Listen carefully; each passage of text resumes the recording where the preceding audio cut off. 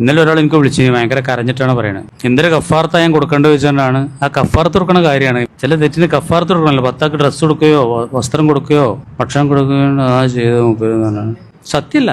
സത്യത്തിന്റെ വേറുണ്ടായത് റമദാൻ മാസത്തിൽ നോമ്പുറിച്ച വിഷയമാണ്. ഭയങ്കര കരച്ചില്. ഇത് നിങ്ങൾ ക്ലാസ് പറഞ്ഞു ചെയ്തോളിന്ന് പറഞ്ഞു. ആരെങ്കിലും പാടാണെങ്കിൽ പാടായിക്കോട്ടെ എന്ന് മൂപ്പര്. അപ്പൊ അയാളോട് നമുക്ക് പറയാനുള്ളത് ഇതാണ്. കരയുണ്ടല്ലോ, ദുഃഖമുണ്ടല്ലോ, ആത്മാർത്ഥമായിട്ടാണെങ്കിൽ പ്രതീക്ഷ ഉണ്ട്. കോയമ്പന് കഥ മനസ്സിലാണോ എന്താന്നുള്ളത്? നമുക്ക് അത്രേ പറയാൻ പറ്റുള്ളൂ. അഹമ്മദോ, നോമ്പുറിച്ച കേസാണ്.